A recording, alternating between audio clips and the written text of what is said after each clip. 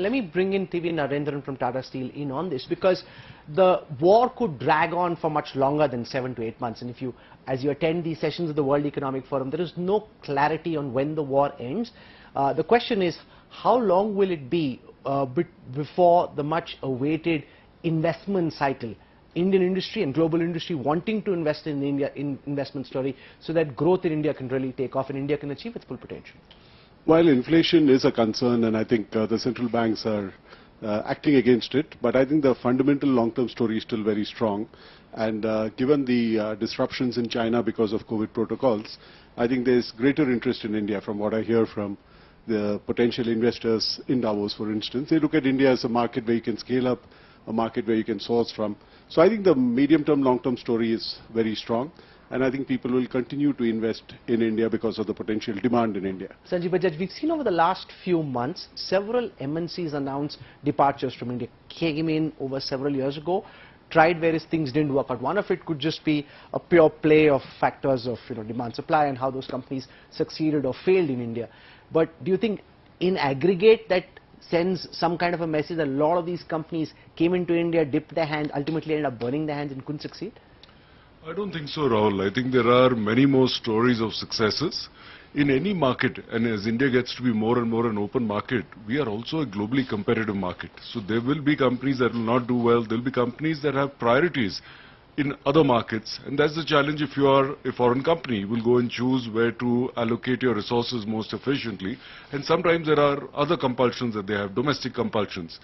Overall, if you see over the last decade, we have attracted significant amount of capital across so many different parts of the economy. Not only that, look at what private equity has done. 100 unicorns, third largest startup nation in the world. Indian entrepreneurs are everywhere.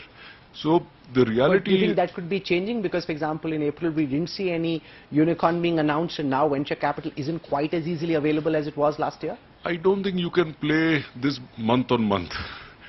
That's not how businesses get built. The reality is we are going through a period of uncertainty. So you will see a period of slowdown. And it's not only limited to India. We are part of the global network. We are seeing this happening around the world. But as Amitabh ji was saying, India has once again this huge opportunity where short-term combination of exports, combination of China plus one, but medium to long-term, we can be the one. We don't have to be China plus one. The world has realized that from far sourcing to near sourcing, the world now wants, as somebody said, sure sourcing. And India can be that sure base. Number of things we have to do. The PLI schemes already announced, lower corporate tax amongst the lowest in the world already announced. And I'm sure the government will do more as required. And our large domestic consumption base, our large middle class, as that gets further activated, you will see this happening. Amitabh Kant, production-linked incentive schemes has been one of the government's big pitches to attract foreign investment. Opinion on that very conflicted. Some say it's only partially successful. You're looking at the numbers and the maths. Do you think it's begun to add up to say that PLIs are helping India become a key manufacturing destination? So Rahul, we've announced PLI across 14 sectors, 13 plus the drones. I've recently analyzed and examined this scheme. It's going to give you results across, I think, 12 to 13 sectors. The 13th one I'm saying is because the steel one is not yet announced.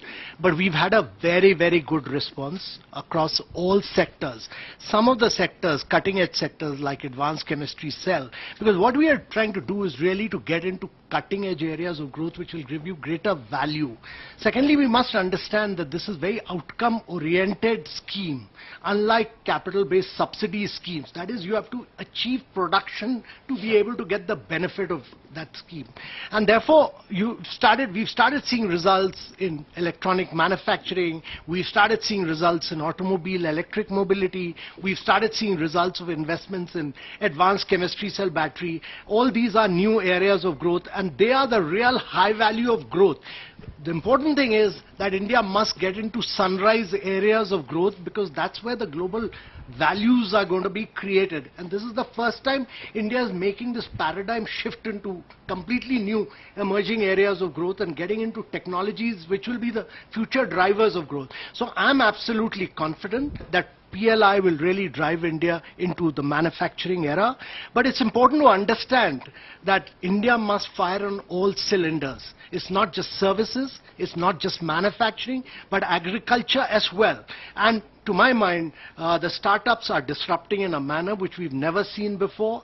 I mean, when we started off this movement in 2016, we just had 538 startups. Today we have 68,000 startups. So 100 unicorns in a period of 4 years is just phenomenal to my mind, and they are the ones disrupting established But a lot of them are companies. getting bruised on the bourses. Yeah. So, Rahul, we Where are... they, you know, and someone, I remember, some members of Indian industry were saying this is not making sense, and now as the stocks stumble, as investors seek genuine growth and revenue and profits, they say, yeah, we told you so, it was never going to make sense. So, Rahul, I think two very important things to understand, that we are firstly in a globalized world. If the global economy is going to see inflation, India is also going to see inflation. Secondly, we are in a market economy. If the market economy is going to see some disruptions, some aspects of Indian economy are also going to get impacted. I don't think we can divorce ourselves from the global economy. This will happen, but the long-term prospects of young entrepreneurs creating value is enormous, and they've shown that it's possible to do this in India.